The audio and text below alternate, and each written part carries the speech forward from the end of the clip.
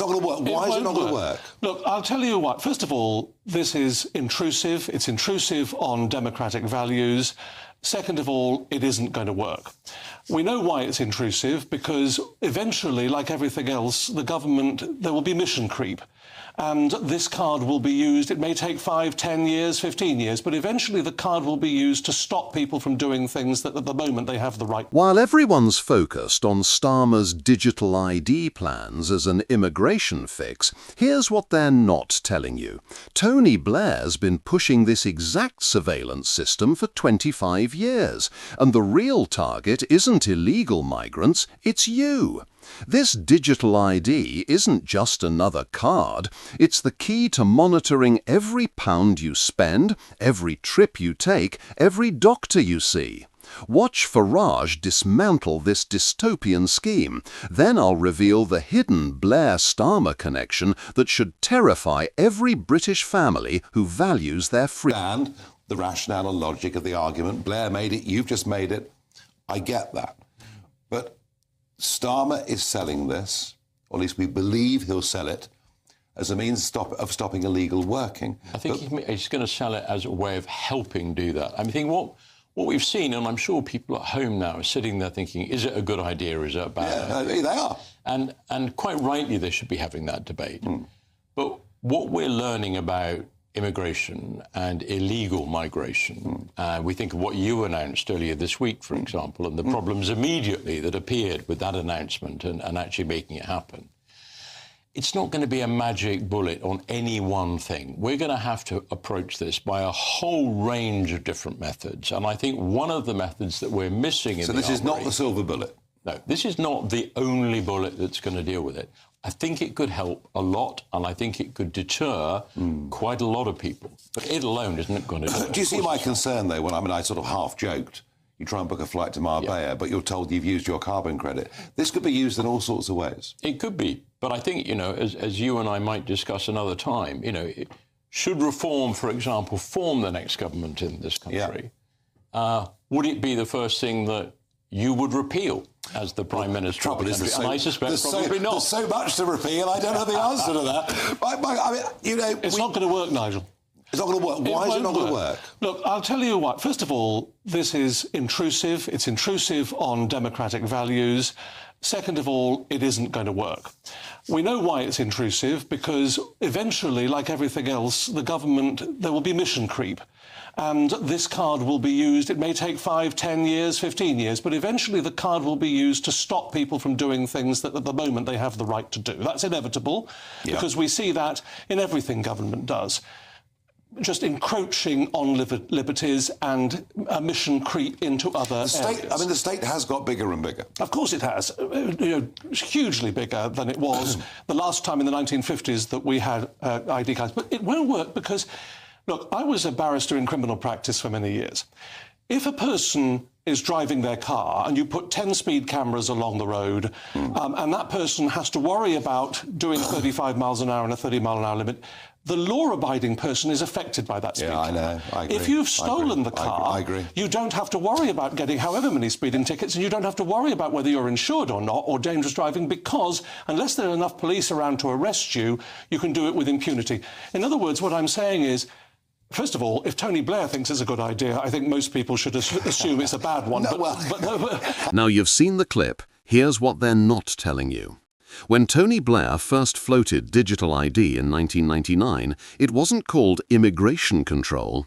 It was called the Transformational Government White Paper, buried on a Commons order paper the week Parliament rose for summer. I know because I have a copy. Page 43, paragraph 6. The long-term objective is a cradle-to-grave identity record enabling predictive intervention in citizen behaviour. Those were Blair's own civil servant's words, not mine, and Keir Starmer was sitting 3 rows behind him in the Commons chamber that very day taking notes. But here's where it gets really concerning. Blair didn't dust this off last month for GBNews cameras. He road-tested it in Israel 3 years ago. The same Israeli tech firm now advising Starmer's review, Yachty, already runs the biometric smart ID that every Gaza worker must present at the Erez crossing. Miss your curfew by 10 minutes and the gate locks. Overstay your carbon travel quota by 1 day, and your employer gets an automatic £5,000 fine. That's not a conspiracy. That's the Home Office impact assessment I obtained under FOI last week, page 9, section C. They just hope you won't read the small print. So when Starmer stands up on Monday and promises patriotic digital modernization, remember this. The word patriotism appears nowhere in Labour's manifesto, but digital identity ecosystem appears 4 times. Nobody voted for it, nobody debated it, yet the contracts are already signed. Cabinet Office Tender Reference 2024-7843, 1.8 billion over 5 years. Awarded to a consortium led by MasterCard and, surprise, Blair's Institute for Global Change. I've got the PDF, I'll pin it in the description. That's your taxes, not the bankers' bonuses Rishi was supposed to claw back. Now here's the part that will really surprise you. The illegal immigration sales pitch is just the gateway drug.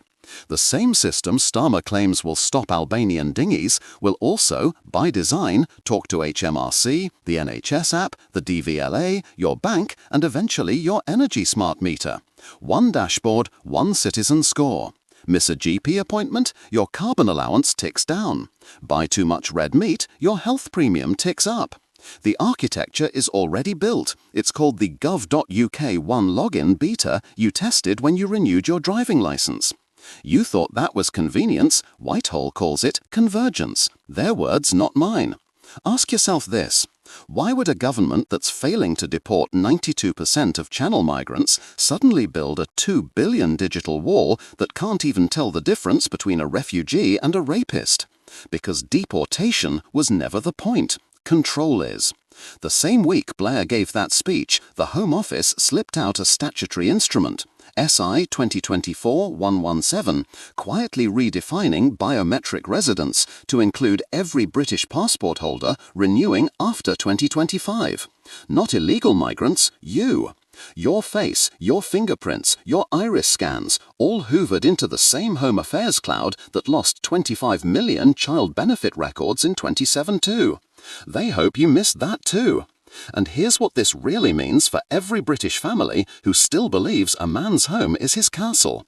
Once your health data talks to your bank account, the algorithm decides whether you're too fat for a hip replacement or too poor for a mortgage. That's not fiction. That's the Treasury's own impact model for open banking plus health signals leaked to me by a civil servant who still has a conscience. Page 12. Behavioural adjustment levers include dynamic pricing of credit and care. Translation, comply or pay more. The same nudge unit that terrified Granny into masking her grandchildren now gets to nudge you into eating bugs because your cholesterol nudged 0.3 points north. But there's something we can do about this, and it's simpler than you think. The last time Westminster tried compulsory ID, 2006, 1 million ordinary people simply wrote no across the application form and posted it back. The database collapsed, the cards were scrapped, and the minister who championed it, one Charles Clarke, lost his seat at the next election. History doesn't repeat, but it rhymes. Blair needed 42 days detention without charge, we gave him 28. He wanted 90-day detention, we gave him 42. Every inch we yield, they take a mile. So yield nothing. Here's exactly how we fight back. First, clog the consultation. Starmer has to pretend to listen, so make him. The call for evidence on digital identity and attributes closes on 19th September. Submit once, submit twice, get your neighbour to submit. Second, starve the beast. Refuse one login. Post office passport renewals still work and they're legally obliged to offer them. Third, punish the collaborators. MasterCard's UK lobbying spend just hit 3.4 million. Tweet them, email them, cancel your card. They'll notice, shareholders always do. And fourth, back the MPs who still believe liberty is non-negotiable. Miriam Cates, Danny Kruger, Sir John Redwood. They're tabling an amendment to defund the rollout in October. Flood their inboxes with support. Numbers matter more than niceties. Because at the end of the day, when you've got half the country saying enough, you simply can't impose the other half's digital fetish. We're not Estonia. We're the nation that fought a civil war over ship money and won 2 world wars without identity papers. The same stubborn DNA that defeated ID cards in 1952 defeated them in 2006 and will defeat them again. But only if we choose to be stubborn now, today, before the database goes live and your kids grow up thinking freedom means asking an algorithm for permission to breathe. So tweet, email, share this video, ring your MP, cancel your MasterCard, refuse one login. Do one, do all, but don't do nothing. Starmer's counting on apathy, Blair's counting on amnesia.